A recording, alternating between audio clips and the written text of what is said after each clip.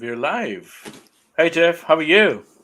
I'm great. I'm great. I just got done watching the Rangers game, and they were down 1-0 in the game. They were down 3-2 in the series. So if they would have lost, they were out for the year. And they won. So now they forced Game 7. Next game is winner take all. So I'm pretty excited right now. Got my Rangers shirt on. I'm pretty excited. Oof. That's awesome. That's so Yeah. good. Yeah, like I was so excited, I almost forgot we had the podcast to do. And then you sent me the message. I was like, oh man, because like during the game, I knew during the game because I kept checking the time, and I was like, oh man, are we gonna make it in time? And like someone hit me up because I had to do something later tonight, and I was like, no, I gotta Yep. do a podcast at 8. And then like you hit me up, and I was like, okay, because I was too busy celebrating, and I totally lost track of what was going on. Oh man, Fair enough. Fair enough. oh That's man. totally worth missing it, right? Hey, I mean, I'm just glad I didn't miss it, but like, yeah, my mind just, I was off in a whole nother world. I forgot I had anything to do today. I was like, oh yeah. Oh, that's perfectly all right. I'm here to remind you anyway. yeah. So Yep. yeah, Yeah, you how did a have you good been? job wrangling How's me. oh totally. But no, I've been good. I've been good. Obviously we're doing the Kickstarter and stuff like that. And then just outside of Kickstarter, everything's been going all right, I'm still in this little place here, but I think we're getting closer to getting out of here. So I'm pretty happy about That's so good. I love it. when people make progress and then move up. Yeah. Yeah, exactly. And I'm absolutely loving what like magic powder is becoming. Like it's becoming a bigger bit of like a social media movement, and also growing in both audience and the world itself. So I'm absolutely loving it. Yeah, I mean, like, you're a big part of helping it. Like this is the second time I've gotten to be on Freshly Pressed and everything. You're always putting us over, you always back us, everything like that. So thank you. And then yeah, like you said, thank everybody else. Cause like, yeah, without social media, even with people messing around with, Facebook, Instagram, and social, Twitter not being what they used to be, like you guys still keeping me going. So I'm excited. I still have faith we can do this. So yeah, it's Yeah, great. yeah. No, always here, mate. Always here. I think you deserve all this and more because I think you have some real writing talent, and it's showing in how Magic Powder is shaping up in the whole story arc itself. I mean, I appreciate that a lot. And I actually have plans to start another series. I don't know if it'll Mm, release this year, but like, yeah, I have an artist lined up, have a budget lined up for at least the first half of the comic and everything like that. So pretty excited. We're gonna be starting that. What is it? It's about to be May, so we'll be starting it in May. Yeah, and it's gonna be nice. kind of an offshoot of Magic Powder, you know what I mean? But it's gonna take place hundreds of years earlier. So we'll see what's up.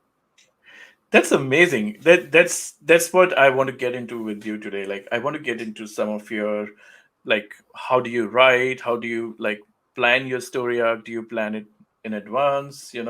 How do you go about that process? Let's get into some of your writing process stuff today. Okay. So yeah, first thing first, how do you like do you plan your arcs like longer arcs in advance, or like do you write episode to episode, issue to issue? Right now, like with what we got going on with Magic Powder, I planned out the first 6 issue arc pretty much completely. I kind of knew everything was going to happen. I mean, when I get to a new issue, like it's time to write the new script or like edit the new script, and I'll change some things or maybe I'll have a new idea here and there.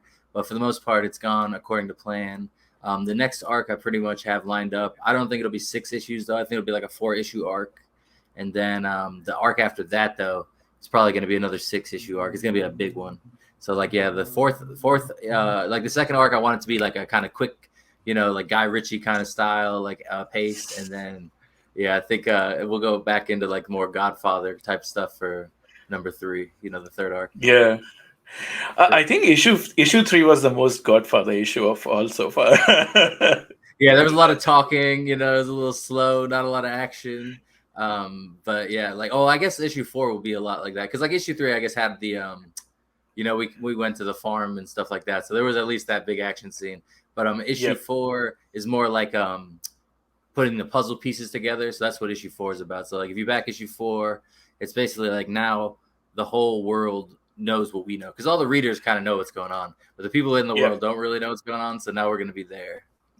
Yeah, yeah. It does feel like that at the end of issue 3, like something big's going to happen in issue 4. Like becomes like, is it going to be off like a full scale war, or like is something big's going to happen? Tensions just building, building, building, and it's right Totally.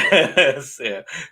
Yeah, I'm glad you're feeling that because, like, yeah, it's hard to know, like, if people are feeling what I'm intending. But yeah, that's totally the idea. So yeah, heck yeah, man. Nice, nice. No, I think it does need to, like, Dwarf Father and Alana. They're Arana are like a two really good, very iconic kind of characters. They have like shades of gray. They are not really like good or bad. So they have their own uh, both moralities, as well as like they're gangsters basically. But Oh, yeah, but still they're totally. they're so enticing and endearing. Like, it's there. Love to read about them. Yeah, totally. And it's fun to write them and stuff. It's like, yeah, those two right now are the main, like, I would say, pillars of, like, the story. It's like them kind of facing off in a way, but they're also kind of on the same side, so they don't really know what's going on. So, like, yeah, issue 4 will kind of put that back into perspective. But yeah, like you said, like, it's cool that you're enjoying that because I think, like, the tensions between them, it's never really going to go away now that her brother's dead, and then she also killed all of his, dwarf, family. So it's just going to be one of those things. Like, they might work together, but I don't know that they'll ever really be at the same peace that they had. Yeah, yeah, yeah. No, that's nice. I Slight segue into, like, from like, when you plan all these story arcs, you obviously plan some characters as well.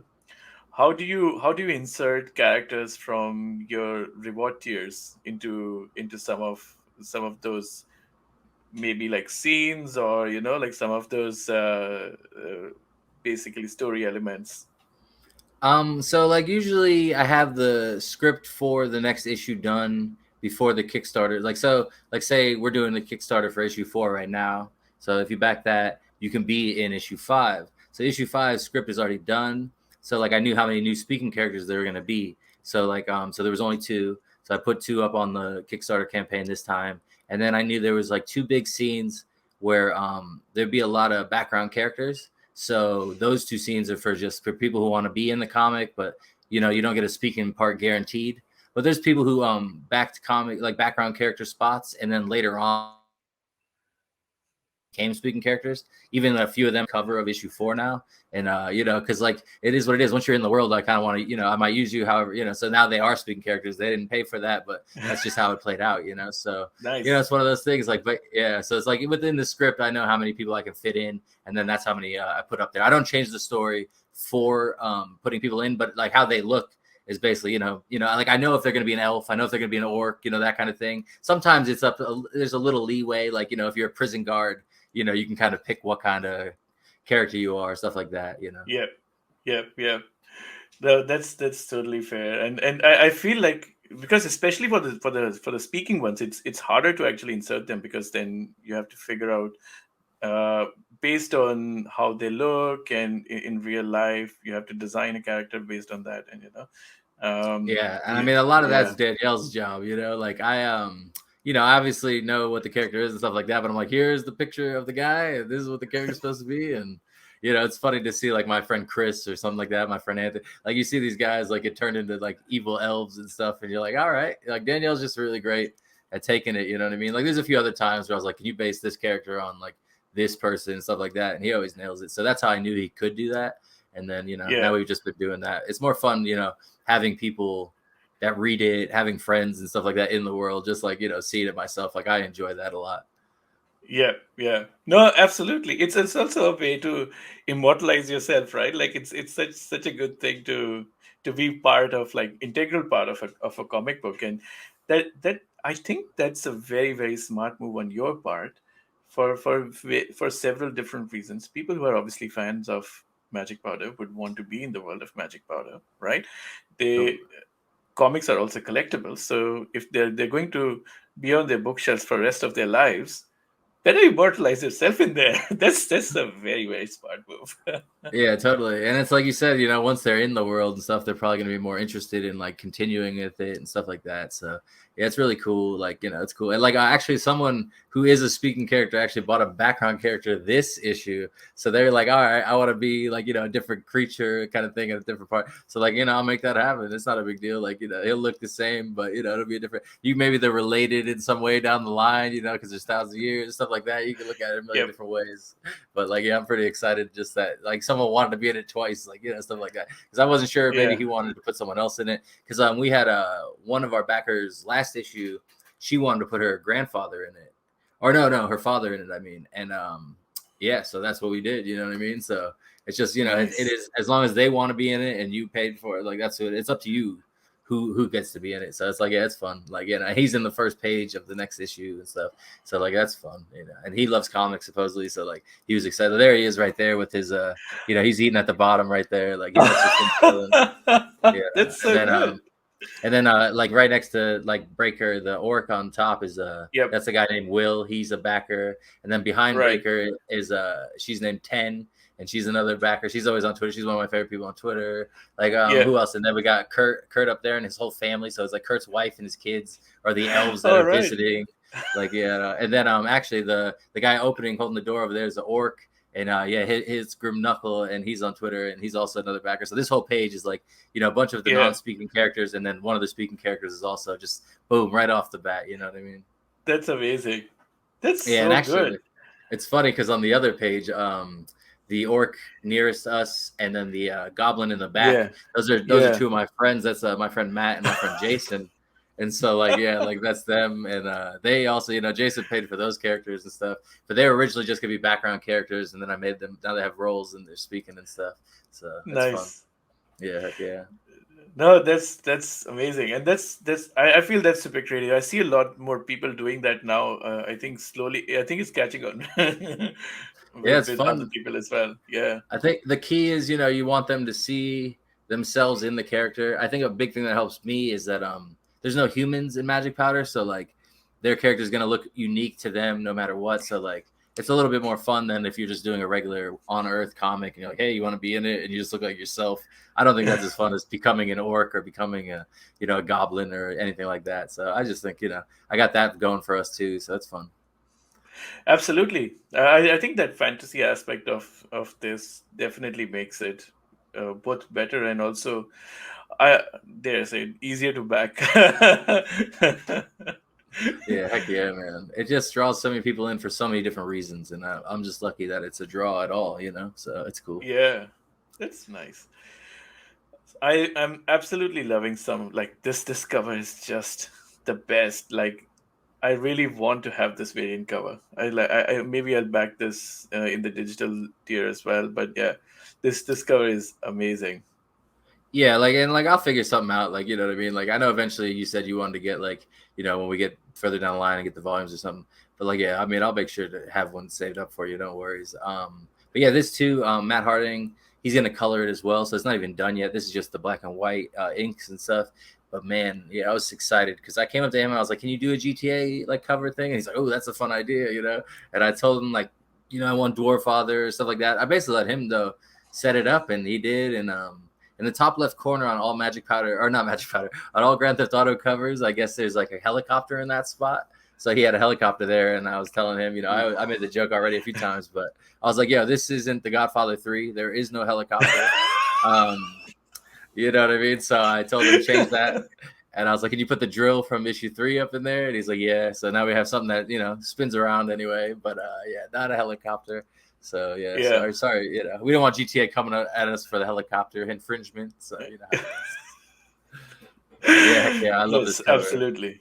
And I'm thinking from Absolutely. now No. on, I have a plan now. I think variant covers from now on, I'm gonna have like kind of like a theme to them. Like this one's gonna be the Grand Theft Auto one. I'm thinking next issue the variant cover is gonna be Pulp Fiction based. So we'll see. Nice. Yeah. So we'll That see. that will be amazing. That'll be amazing. I want to see both a Pulp Fiction one and a Kill Bill one. Yeah, hell yeah, man. And that's the thing, like, the Pulp Fiction one could lead to a Kill Bill one, kind of like now that you mention it, I'm like, ooh, I can see where that'll happen now.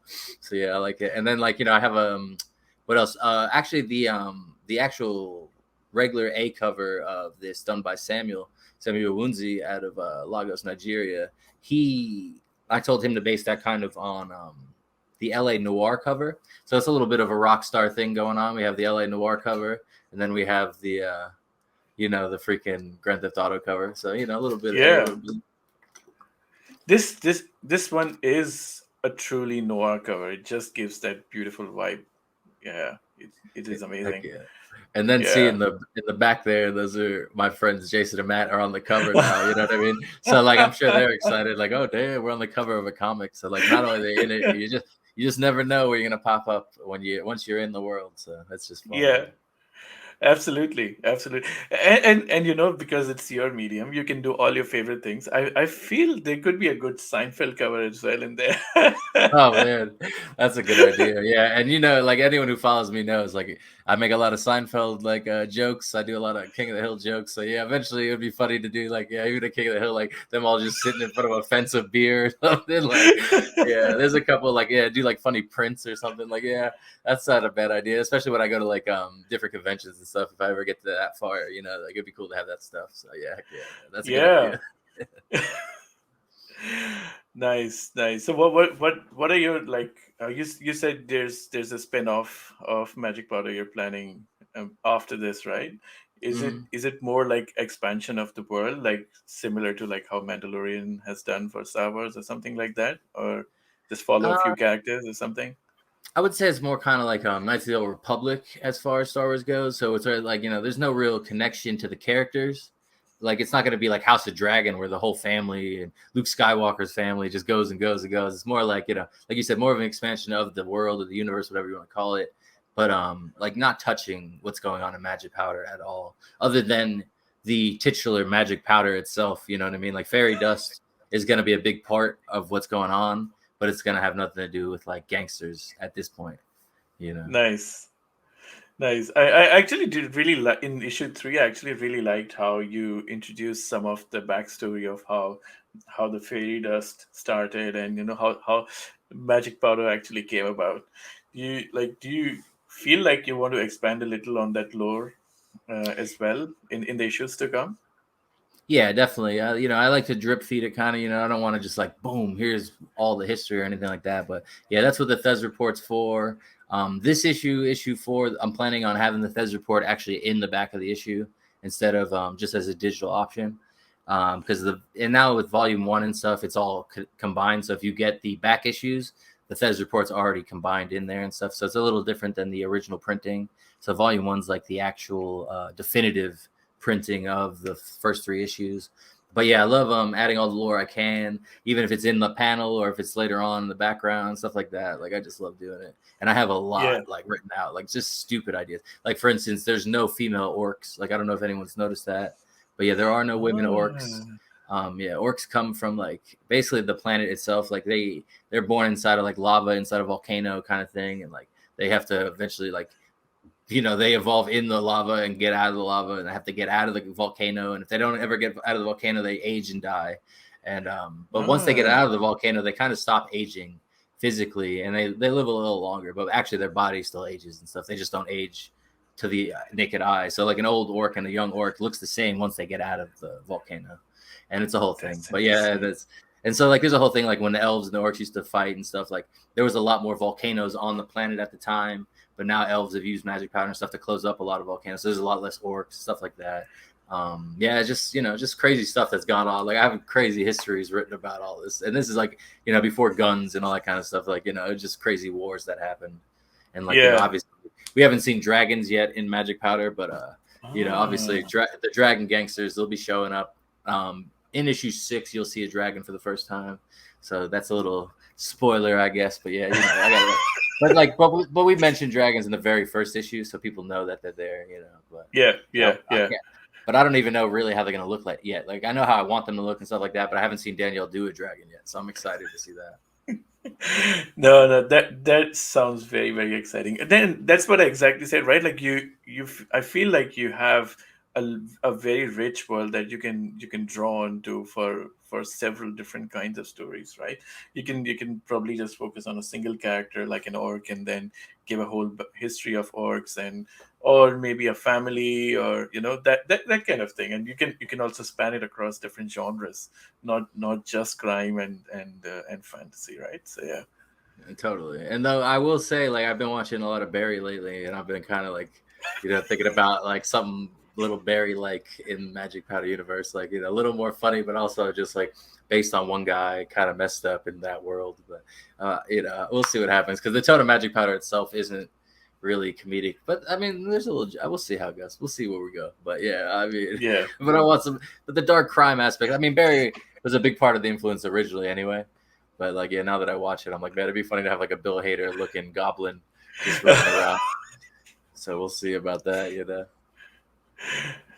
That will be epic, and it will be even more epic if Bill Hader actually reads it and likes it. Yeah, you ain't lying, bro. Like, that's what I'm really waiting for, dude. Like, just some random guy, like, whoever, Bill Hader, anyone on TV, any comic creator, like anyone who's big, like just being like, oh, Magic Powder's dope. Like, I bet that would be a big boost, like, because right now it's all like, the community, and it's cool, it helps big time, but like, it'd be crazy to have someone just totally uninvolved with indie comics be like, this Magic Powder is crazy, man. It's like, yes, it is. So, yeah. No, for sure, for sure. But speaking of that, what would be an ideal streaming service for Magic Powder show if you want to get it picked up? I would say, first of all, I'm more focused on like a Magic Powder video game. But yeah, Magic Powder show, I would say right now, Apple TV probably, because I feel like they're going all in with like paying people and not canceling shows too often. But I mean, obviously, Yeah. I'm an HBO guy. I'm an HBO kid. So, like, yeah, Magic Powder would be like the new Spawn meets Sopranos HBO show. Like, yeah, that would be cool as crap. You know what I mean? Like, that would be the peak would be on HBO, but you'd have to worry about them, canceling you. And so, but Mm. I would love that. If to be successful on HBO would be the dream, as just as the person who grew up on all those shows like Deadwood and Carnival and all that. Game of Thrones even was a big influence on Magic Powder. So Yeah. yeah. No, no, absolutely. I also feel like HBO is pretty good for something like this, because they're quite okay with violence, blood and gore, those kind of things, and uh, they have decent budgets, because I think to build this world you actually need like a good decent budget to for all like great makeup effects, and those kind of Yeah. things. Yeah. See, like, and like to me, like I figured more like an animation kind of thing. But yeah, if they wanted to go live action, that'd be wild. I can't even imagine. But yeah, I mean, I'm down, but I can't even picture it. Like, if it ever happened, I mean, if you can do Star Wars and you can do stuff like that, I guess anything's possible. But yeah, I would love it. It would be nuts. I would think though, you do animation first, that's a hit. Then you'd go and try the crazy live action stuff. In case it's not a hit, everyone won't Yeah. hate Magic Powder. They'll just hate the live action version. But yeah. Yeah, I know. Movie production is such a, or even like TV production. Like it's a huge undertaking. I've seen some of that close to me, because my sister actually used to work in movies. Like she was a choreographer, and she used to uh, not just the movies, but in other stuff as well. She was a choreographer in her past life. So That's yeah, I've awesome. seen a lot of these. Yeah, very close to me. Yeah. Yeah, and it's no joke. And now, like, even the writer's strike's about to happen out here. So, like, yeah, like, that's going to slow down all those kinds of things. But, Magic Powder production will not be slowed down, because we are not a TV show at the moment, anyway. But yeah, Not at the moment. but like I said, like, but to me, it's like, I just want to keep the story going. So it's like, to do a TV show would kind of just be like recap what we're already doing or whatever. So that's fine or whatever. But, right now we're doing Magic Powder. I kind of want to do the new comic. And then also we've been working on a video game for over a year now, but it's just like me and my friend Chris. So it's taking a little while. It's not like a thing where we're like really far with it. But Danielle's done Yeah. some art and stuff, like some level designs, and Chris has basically been programming like a top-down 2D shooter and stuff. So eventually we'll have a demo, and then we'll try and kickstart that. You know what I mean? We'll see how it goes. So I'm excited. Nice. Yeah. That sounds very exciting to me. I'm not a video game person, so I'm really sorry. I don't know much about It's it, okay. but It's all right.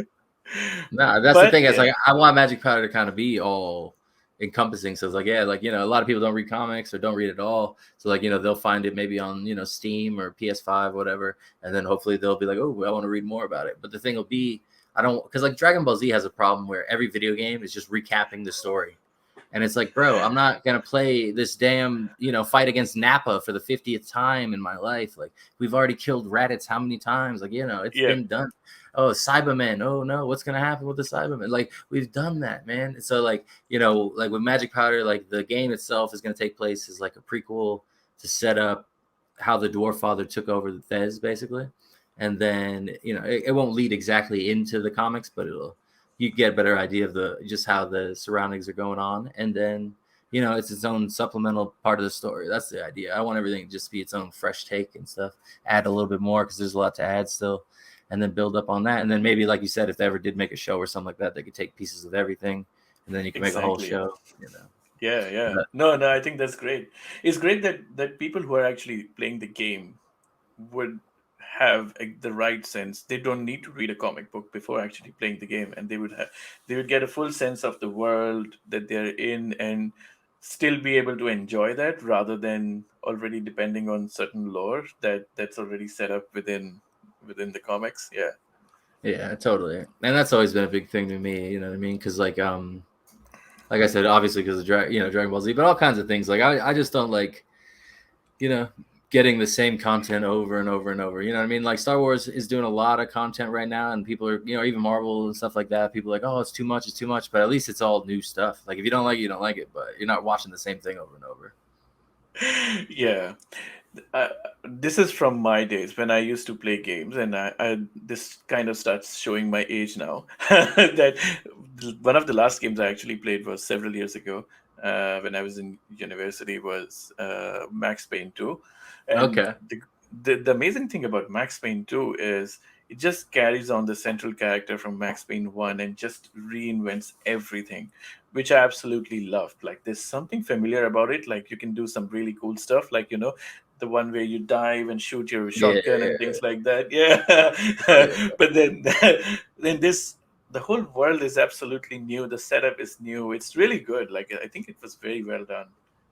Yeah, and I played them when they were new and everything like that as well. And then I actually have it on my PSC. My sister bought me Max Payne the series like as a gift last year, so I have them all on my PC. And I think Max Payne 2 is the one I actually have downloaded, so I gotta replay that one because like the first one I remember playing the crap out of, and the third one too. The second one I didn't play as much, so like yeah, I'm excited to go through that again. And Nice. and obviously they have like a Punisher influence and stuff like that. Like oh, his family got killed, and he's like I'm gonna kill the mafia and stuff like that, but it's its own thing. And like yeah, Max Payne's really fun, and I would say even like that kind of stuff. Obviously there's not a lot of like gun fu type stuff going on in Magic Powder, Mm, but there's some scenes I have planned where it's sort of kind of like that, you know what I mean, but it's not like John Wick crazy or John Woo crazy for yeah. that matter.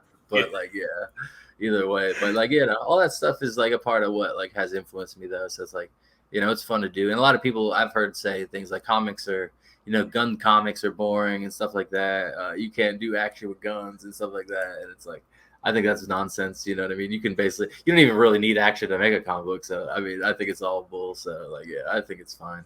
But some people, they just want punching and kicking. So, whatever.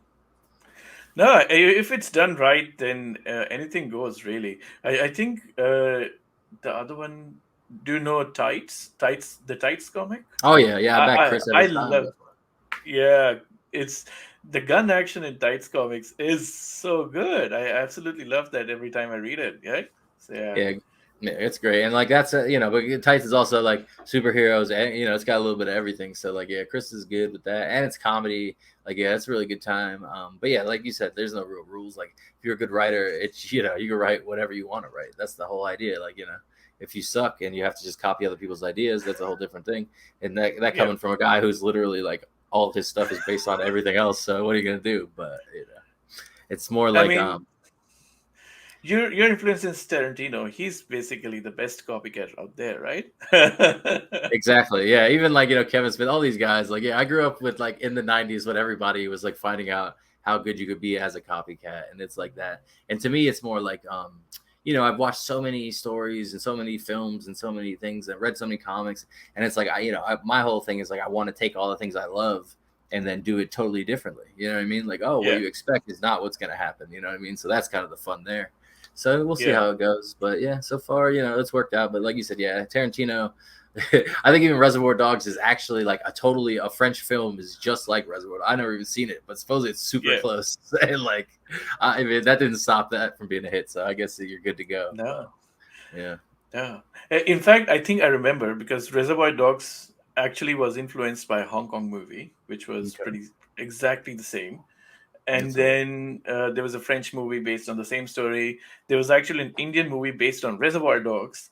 And Tarantino actually had this entire week. He owns the Roxy Theater in LA, and he ran all these like all the Oh, different he played copies all of the. Reservoir. Oh, Yeah, nice. it was so Yeah, good. hell yeah, that would have been cool to Yeah, go to. Like, yeah. yeah, yeah. But like you said, like if you make it your own, it's not really a copy. It's more like homage or like an influence of the material, right? Like you are homaging your material. You're not really ripping off things from there. So that's what makes it original. You're actually putting it in a world of your own that you created. Yeah, obviously, like everyone knows orcs and fairies and elves and all these things before, but you made them your own the way you wanted. So Yeah, because like to me, it's like I dare someone to try and guess what's gonna happen. You know what I mean? Because I don't think anyone would be able to. You know what I mean? Like that's how I feel about it. So like, if it was the same thing as everything else, you could just all right, I know what's coming next, blah blah. But no one knows what's coming.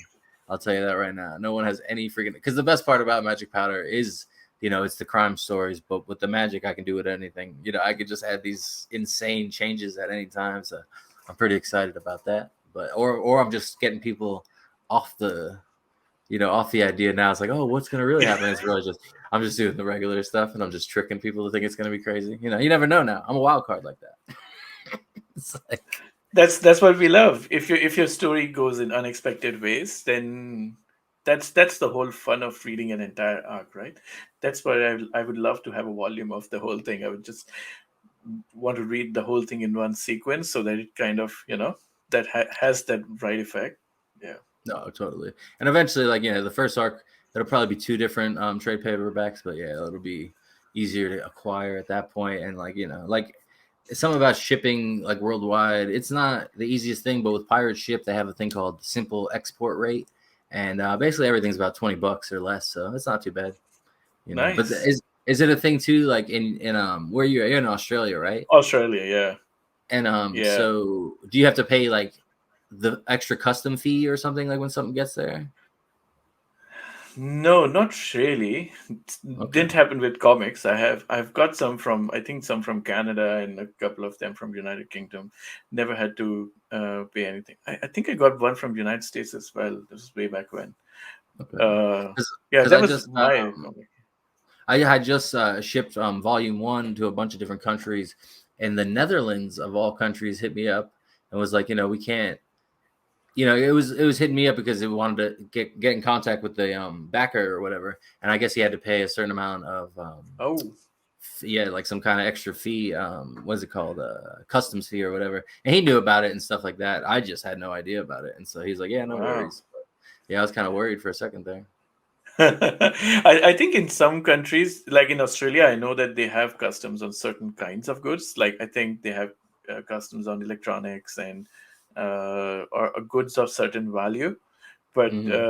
like if they're valued over like say $200 or something, then they would charge some custom fee or something. But not really on comics. It's pretty free here that way. Well, that's cool then. Yeah, because like that makes it a little easier at least to get things. Because like, but my favorite thing is digital comics anyway. Like anybody can get a digital comic. It's the cheapest way. It's the fastest way. It's also Yeah, kind of the nicest looking way. Like you get the best image quality on the digital. But I get that everyone likes to hold it. You know what I mean? Like I love having my own comics and things like that. Getting to just be like, oh yeah, I got my own comic books. You know what I mean? Like it's pretty dope. Here's volume one. absolutely. But yeah, Nice. yeah, it's great. Don't get me wrong, but like personally, even when I read my comics, it's usually the digital version. I'll just get out my tablet and I'm just gonna read it that way.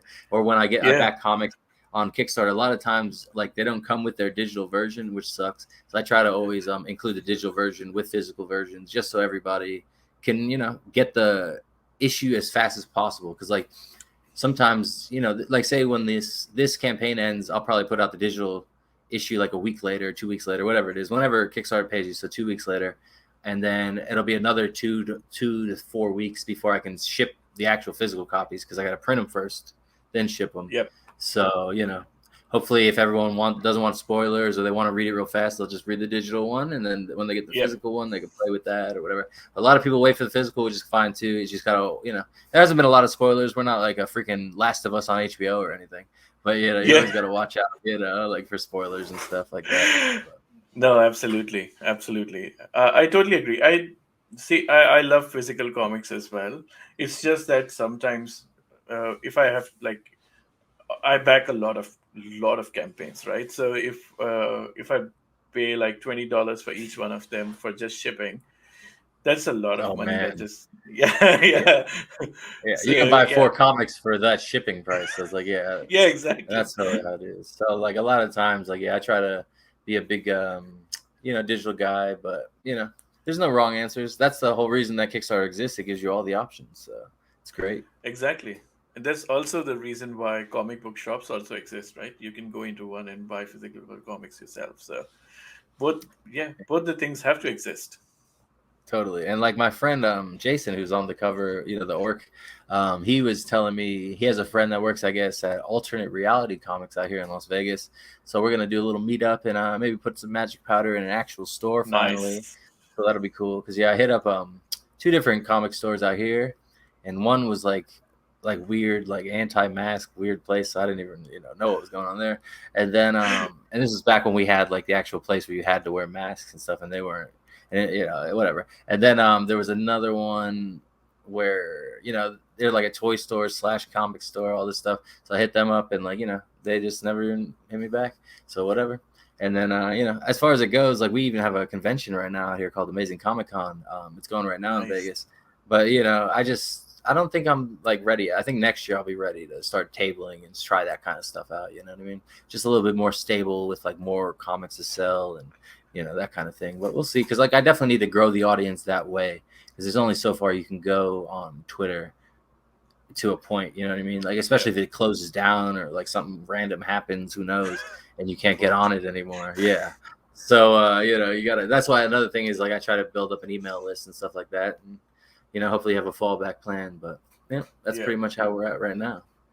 Nice. No, I think conventions are definitely the next logical step, and for you as well. And there's shops will eventually happen. There's I think, and it doesn't need to be even picked up by a publisher. Like if your material is popular enough, people can request your stuff to be in a shop. You might have enough fan base in, say, Georgia, or say who knows, like in some other part of the country, and they might just request their local comic book shop to stock your books. Yeah, because like the comic book industry has been going on for over 100 years now, so people have been doing this for a long time without the internet, so I'm not really too worried about it as far as that goes, and I have a little head start thanks to the internet, so it's cool. But like a big influence on me was like Harvey Pekar and American Splendor. I don't know if you ever watched the movie or read the books on it, but he's just like a creator that had a crappy job and wrote about his life and stuff like that, and he had some indie creators at the time helping him and stuff like that, but it was mostly just him funding it, him printing it, him shipping it, all that stuff, and it was way before it was convenient to do that kind of stuff. So if he could do it, who can't do it? So that's how I feel about it. Yeah, absolutely. No, and you're already killing it, mate. You're doing it really well. I think the only way you can go ahead from here is go up and up and up.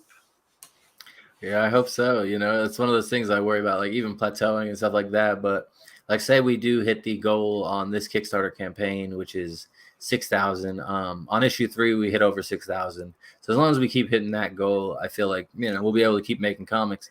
And if we ever get to a point where we're making more than that, that's cool. I'm excited, that kind of thing. But I mean, just to keep it around like 350 backers, something like that, like that's enough to keep us going and going and going. So that's the dream. And from there you just try and build up.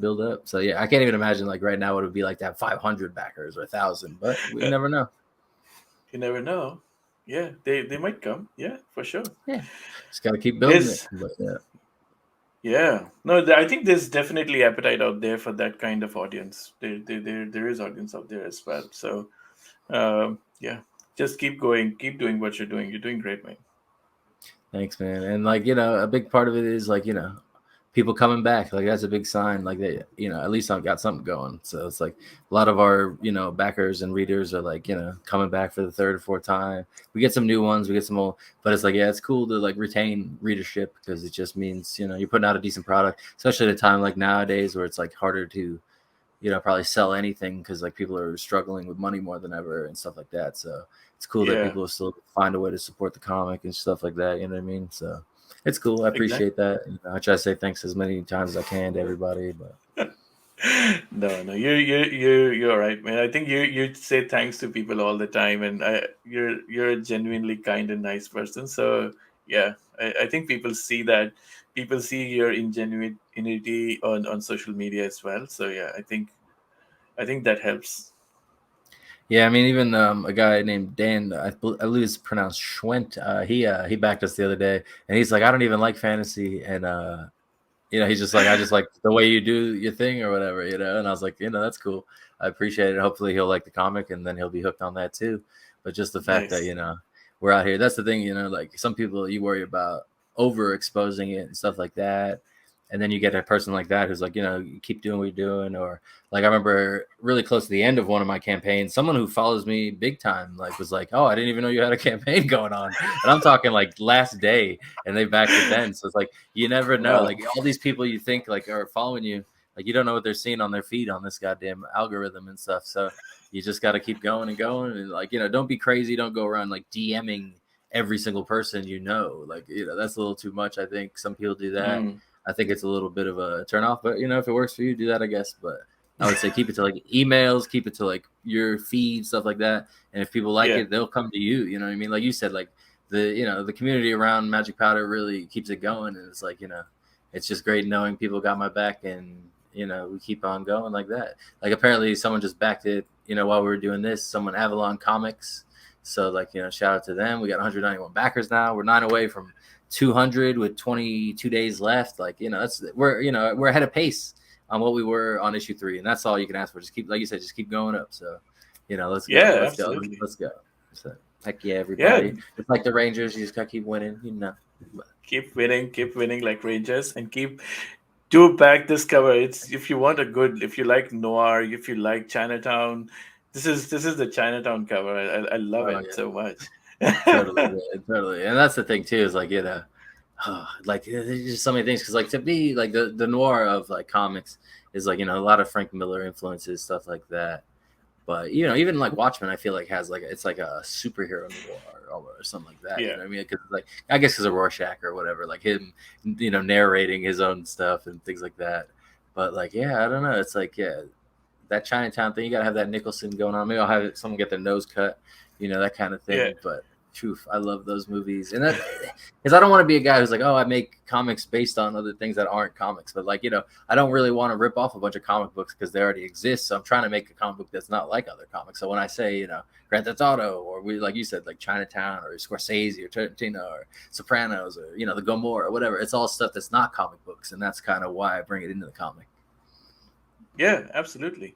And those are just influences that help you build the world rather than just the whole scene itself, or maybe yeah. No, totally. So it's Because I it's mean, not jarring to look at. yeah, exactly. Like and a big thing is too. Like I remember we were talking about American Splendor or whatever, but he was always saying like he didn't think comics had explored everything they could explore, especially back then. Because he's more like the 80s and the 70s, stuff like that. So it was even before Sin City or all the stuff we've seen now, like all the great stuff that's come out, like even like things like Why the Last Man or anything like that, or Walking Dead. Like he had no idea any of this stuff would come out later on, but in his mind he was just like, there's so much you could do with comics.